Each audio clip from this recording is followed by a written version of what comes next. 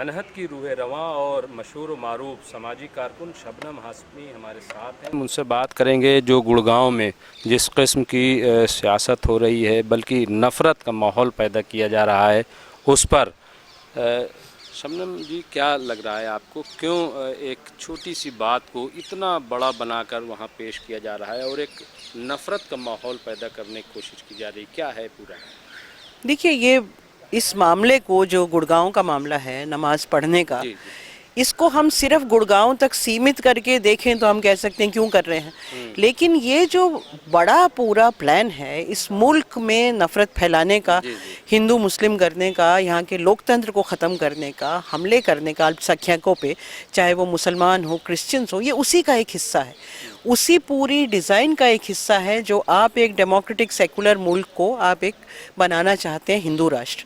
तो उसमें कोई कुछ भी इनको मंजूर नहीं है।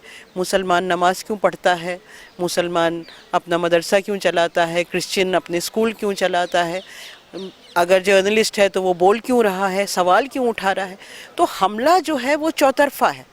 उसमें गुड़गांव का भी एक मसला है, उन सारे बहुत सारे मसलों में एक गुड़गांव का भी मसला है, जो जाहिर है कि जो वहाँ मुसलमान रहते हैं उनके लिए वो एक अहम मसला है, क्योंकि हर जुमे को उनको ये फेस करना पड़ता है। और ये बिल्कुल दिखाई दे रहा है कि ऑर्गेनाइज तरीके से वही 15-20 का ग्रुप है, जो भी वो संघ की उनकी संस्था है, जो हर जगह जाता है और डिसरप्ट करता है। नहीं, मकामी लोग तो अमन चाहते हैं, शांति चाहते हैं, तो कुछ लोग अगर हैं तो सरकार से क्या आपने कहा कि इनको रोका जाए, क्या मतलब कैसे ये मसला हल होगा?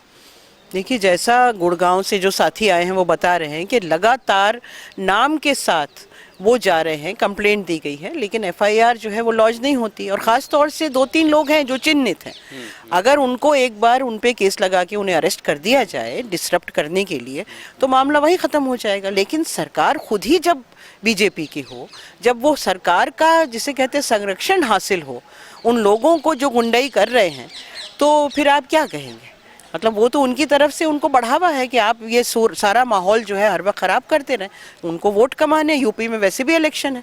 खुले में नमाज पढ़ने का मामला है और वहाँ ये जो रिपोर्ट है वो ये है कि 19 मस्जिदें ऐसी हैं जो बंद पड़ी हुई हैं, तो क्या उन मस्जिदों को उन एरियाज़ में नहीं खोला जा सकता कि लोग जो है मस्जिद में जाकर नमाज़ पढ़ें? कि जो मस्जिदें बंद हैं उनको जाहिर है कि क्योंकि जहाँ पे भी लोग रहते हैं, हिंदुस्तान जो एक ये देश ऐसा है जहाँ 99% लोग रिलीजियस हैं, तो वो अगर हिंदू हैं तो उन्हें मंदिर चाहिए, वो सिख हैं तो उन्हें गुरुद्वारा चाहिए, वो मुस्लिम हैं तो उनको मस्जिद चाहिए। और ये सरकार की रिस्पॉन्सिबिलिटी है, वो जगह भी देती है, वो ये सब। और जो कुछ गुड़गांव में हो रहा है, ये कोई ऐसा नहीं है कि मुसलमान कहीं जमा हुए और कहीं भी नमाज़ पढ़ने लगे। ये बाकायदा एडमिनिस्ट्रेशन के साथ बैठ के नेगोशिएशन होके ये डेजिग्नेटेड स्पेसेस हैं। जो एडमिनिस्ट्रेशन ने कहा है कि आप इन जगहों पे नमाज, जुमे की नमाज पढ़ सकते हैं और हम आपको सिक्योरिटी देंगे। उसके बावजूद ये इस तरह से आके लगातार गुंडागर्दी हो रही है, तो एडमिनिस्ट्रेशन का जाहिर है कि ये पूरा दोष एडमिनिस्ट्रेशन का है। वरना अगर एडमिनिस्ट्रेशन ना चाहे तो ना दंगा हो सकता है, ना इस तरह की बेहूदगियाँ हो सकती हैं जो हो रही हैं। वहाँ पे ये आखिरी सवाल कि जिस तरीके से वहाँ गुरु प्रबंधक कमेटी के लोगों ने ये कहा कि अगर बात ऐसे बन जाए कि हमारे यहाँ नमाज़ पढ़ ली जाए, इसको किस तरीके से कि एक गुरुद्वारे के दरवाजे खोल दिए गए, इसको कैसे आप देखते हैं? नहीं, बहुत ही जाहिर है कि सराहनीय है, और ये दर्शाता है कि हिंदुस्तान का जो आम नागरिक है वो आज भी शांति चाहता है, मोहब्बत चाहता है, भाईचारा चाहता है।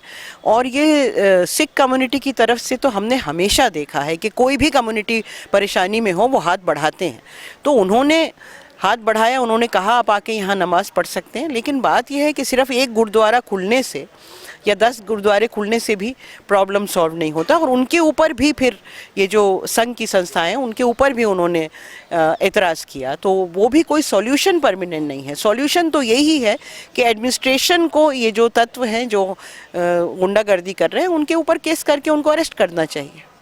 तो ये थी शुक्रिया। तो ये थी शबनम हाशमी, जिनका कहना है कि अगर गुड़गांव का जो मसला है नमाज का, वो एक ही तरह से हल हो सकता है कि जो वहाँ नफ़रत का माहौल पैदा कर रहे हैं ऐसे लोगों के ख़िलाफ़ कार्रवाई की जाए और सरकार कोई परमानेंट सॉल्यूशन यानी मुस्तकिल हल निकाले।